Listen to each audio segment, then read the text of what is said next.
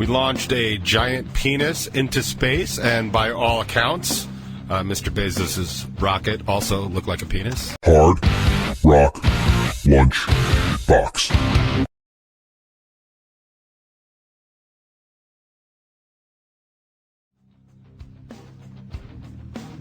Oh man, what is up, everybody? How's everybody doing? And welcome to another edition of the Hard Rock Lunchbox. I have a feeling I'm forgetting to do something. I'm just taking a look around, make sure everything's turned on. I assume the chat is ready to partay, except for Q. It's Q's birthday today, so happy birthday, Q. I definitely feel like I'm forgetting to do something here. Like, everything's on. Okay, I'm streaming live from origins unknown, ladies and gentlemen. Now, 7 years in, still dealing with, G. Davey Studios here in the basement of G. Davey Plaza, of G. Davey Tower. So what's going on in the world this week? Let's see, this week we launched a giant penis into space, and by all accounts, Mr. Bezos' rocket also looked like a penis. Come on.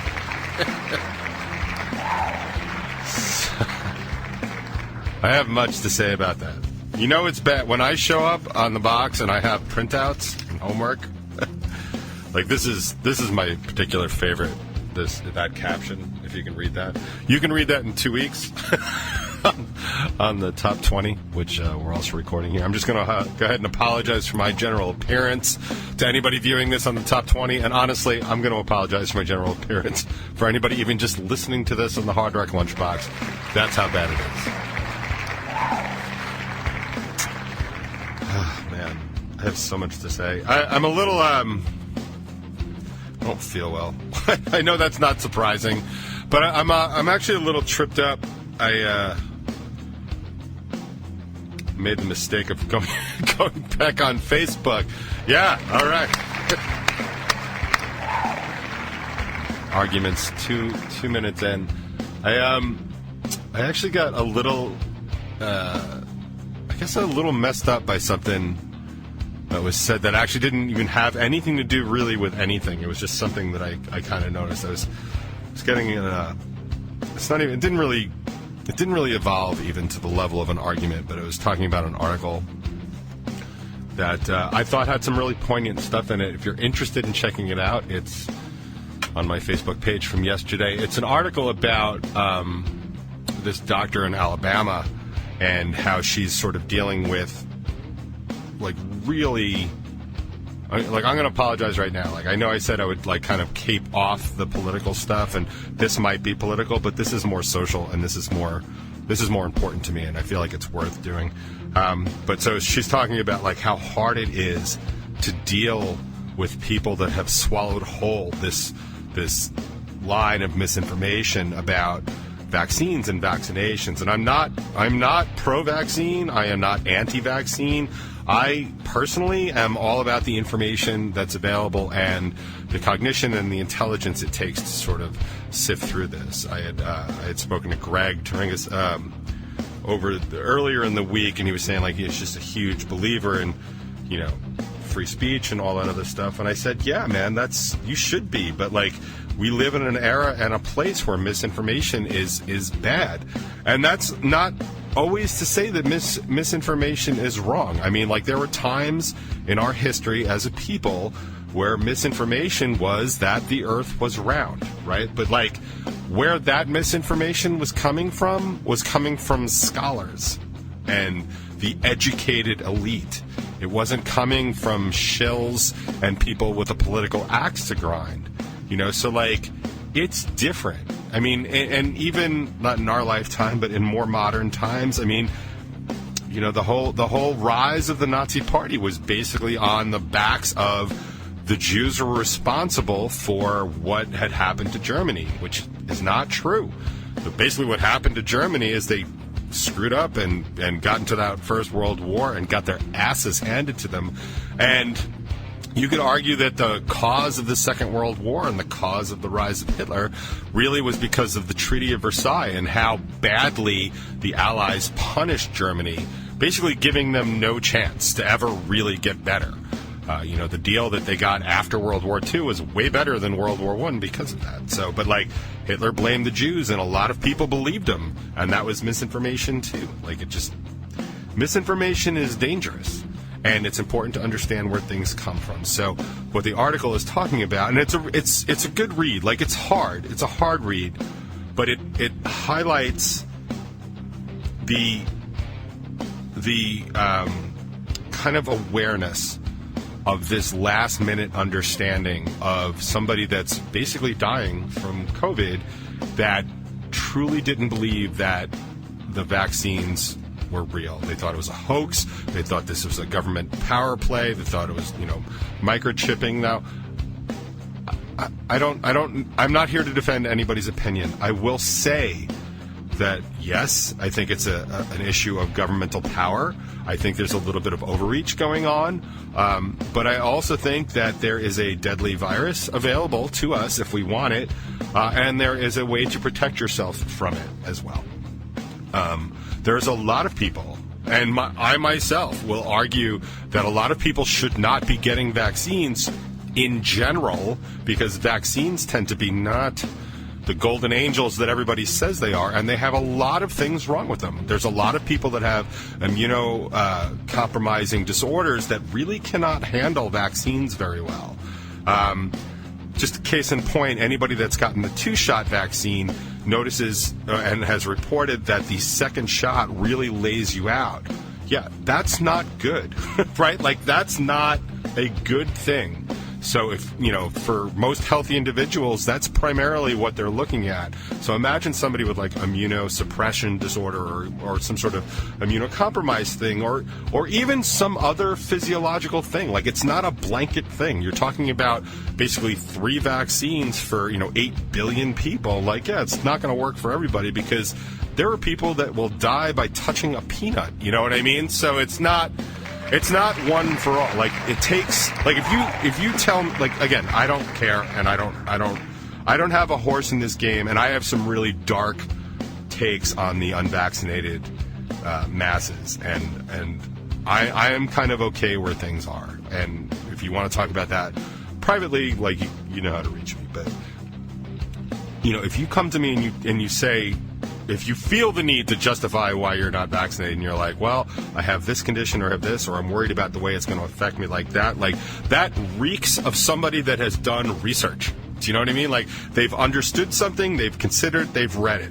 If you come to me and honestly tell me that you're worried about microchips being put in your blood and you're probably texting on your phone at the same time, then we don't need to have a conversation anymore, because what you're doing is just buying into the soft lie that everybody's just trying to tell you to cause chaos and panic and disrupt everything, especially the current administration, which is an actual stated goal of certain groups, political groups in this country. And they're succeeding. And they're succeeding in pockets of people that tend to be less intelligent and less understanding. And it is cruel and unusual punishment, in my opinion, to use these people so badly that you would let them die and just flat out kill them just to prove a point or just to create some sort of chaos or panic or whatever. That to me is disgusting. And again, getting back to the article, what it refers to is that instant of regret when your opportunity to sort of save yourself from this thing has really just come and gone. And that is horrible. And I have a really troubling, horrible experience in my own life where I witnessed that happen, not COVID related. And I cannot tell you that I have ever felt worse as a human being in any situation in my life for witnessing it. So I am super, super sympathetic to that kind of state and place and all that other stuff. So I felt compelled, arrogantly compelled, to post the article because I thought it was important. And I caught a lot of shit for it because I'm me, and people like to argue with me. And somebody who I almost never speak to actually just took it upon themselves to just give me a bunch of shit for the article. Not even the article, just other stuff about it, like some of the aesthetics, I guess, of the article and the printout or whatever. And it was just like this weird conversation that I just didn't really understand why we were having. But here's the thing with it. And this is the thing that really kind of really messed me up, because I heard it. I read it, but like I couldn't understand why it was being said or why it was being brought in the argument. I mean, I understand a little bit. I had basically said to this person that in terms of, journalism and that sort of thing, I had lost respect for this person, or I had more respect for this person an hour before he made his comment, because I did, we aren't friends, we're not friends, we're acquaintances at best and stuff like that, but I've always been aware of his contributions to the local music scene, and I always thought those were important. I thought they were well done. I mean, there's definitely some, he's definitely got his horse in the pony show, and that's fine, and that's unfortunate. We've never connected in that way. I thought, that's just how things go. Not everybody is a fan of Rebel 9, and certainly not everybody is a fan of mine. That doesn't mean that the work they're doing in the local scene is not good. I've had that conversation for years. There's lots of people that don't speak to me on any given point because of whatever my views are, but I don't discount what they do for the local bands and the scene in general, and people and things that I care about. I think those things are important. But so I don't really know him. We're not friends. I mean, we're acquaintances and stuff like that. But so he said something. I said that I had more respect for him an hour ago, and he actually says this. He says, quote, "Maybe you don't remember this." Actually, there's typos, so I'm not going to entirely quote. But he says, "Maybe you don't remember this, but I'm also the person with Sam." That's Sam Raciopi. That's Eddie from iIgnite's dad. Sam is a really good dude and has been a good friend and a good partner and advisor to me for the better part of a decade. But anyway, so Sam, and this part is true, person with Sam who helped you out with 2 shows to help the widow of your bandmate who passed away. So you may not have respect for me then. You may know. It probably means, so you may not have the respect for me that you did an hour ago, but I'm still a person that would do that for you or anyone else, even if you felt that way. Okay. So what he's referring to is about 9 years ago, after Matt passed away, which is soon, actually, the anniversary of it. We put together a benefit show. We put together several benefit shows to raise money for his daughter. The whole series was called the 4 Penny series. His daughter is Penelope Rose. We all called her Penny. And we went around and did 3 shows on the island. We did one at the Room in Connecticut, and we did one in the Grand Fromage in Atlantic City. And the reason we did so many is because Matt was so freaking beloved that people wanted to know what they could do to help. We had a GoFundMe, I think, that raised a lot of money, but we raised a ton of money for this gift trust that is now I think it's approaching $20,000 or whatever, that's sitting in Penny's account. But we raised a lot of money at the shows. People donated their time. People donated gift baskets. We did 50-50 raffles. All the bands donated their time. All the ticket money went right to the play. All the venues donated their venue. It was such a beautiful collection of people truly coming together for something. And I have personally not seen anything like that since. I don't recall seeing anything like that before. We've done benefits for sure.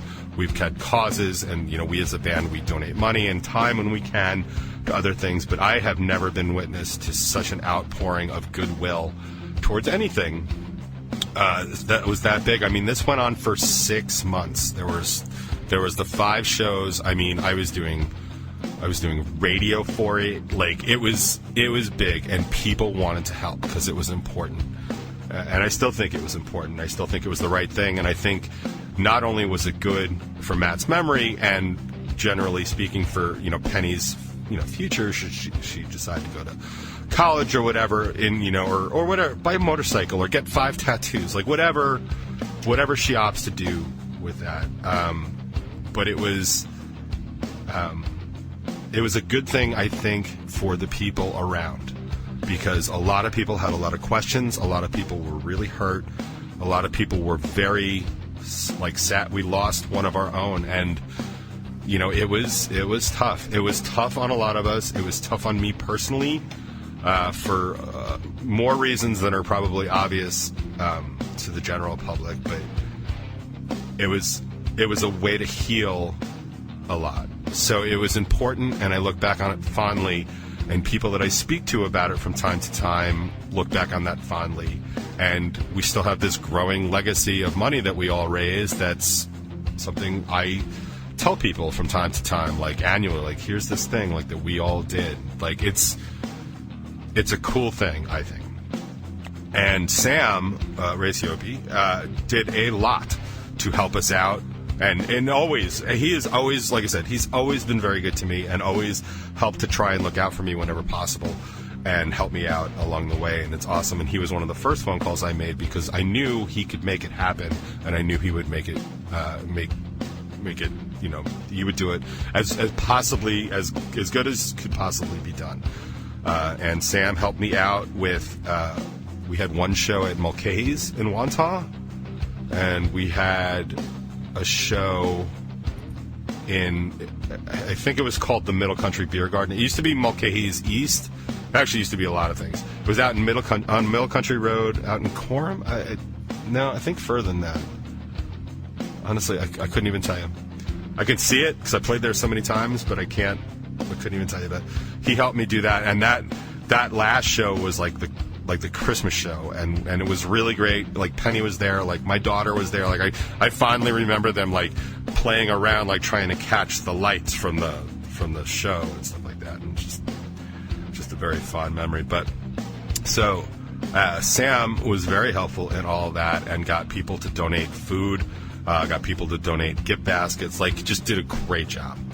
And I don't know what this other person actually had to do. I know he's very tight with that family, so I'm sure he did whatever Sam asked him to do, and for that, I will be eternally grateful and eternally grateful for that sort of assistance. But I think what stuck with me didn't hit me till hours later, and it was that I had never, in the entire time since then, I have never had somebody kind of throw that up on the wall as a, hey man, I did this for you.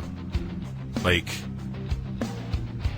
or I did this, so I get this credit for it. Now, I know I'm being way more cynical than it was intended, but it borderlined gross to me. Like, not that you can't take, like, Matt's name in vain. Like, man, I had a lot of inappropriate stuff to say about him before and after, because he was one of my favorite, goofballs ever. Like, that was just, if you didn't know him, you're gonna have to just take my word for it. Like, I have endless stories about his ridiculousness, and I don't even have as many as, like, Mikey and Jimmy do. You know what I mean? So what is that, endless plus one, endless plus two? Like, I don't really know, but I will say, like, I have just never heard anybody, and definitely not Sam. Sam's never been like, hey man, can you play this show? No, I can't play this show. Oh, you remember that time I helped you out? Like, never. Sam would never do something like that.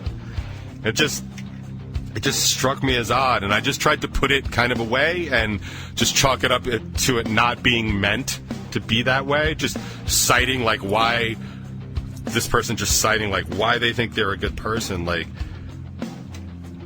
I don't know. Like,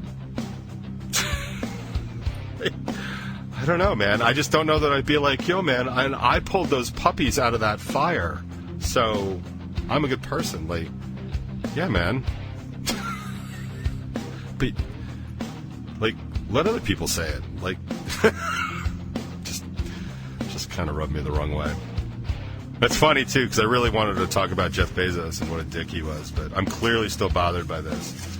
So we will we're gonna talk about this. Like the best part about this, and then I'll just shut up and get on with the music. I'll just tell you this for the top 20 here.